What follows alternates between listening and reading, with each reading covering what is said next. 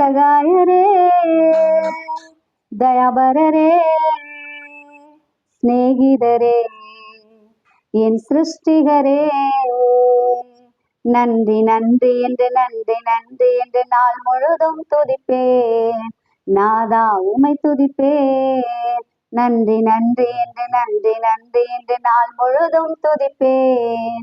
நாதா உமை துதிப்பேன்.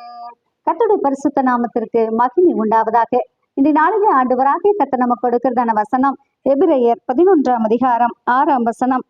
கர்த்தர் எனக்கு சகாயர், நான் பயப்படேன். ஆமென். பிரியமானவர்களே, ஆண்டவராகிய கர்த்தர் நமக்கு சகாயராக இருக்கிறார். நீங்க எந்த உதவி வேணும்னு நீங்க ஆண்டவர்கிட்ட கேட்டுக்கொண்டிருக்கீங்களோ, எதிர்பார்த்து கொண்டிருக்கீங்களோ, அந்த உதவியை உங்களுக்கு கொடுத்து உங்களை வழிநடத்த ஆண்டவராக இயேசு கிறிஸ்து நல்லவராக இருக்கிறார். தைரியமா இருங்க, சோர்ந்து போகாதீங்க, பயப்படாதீங்க.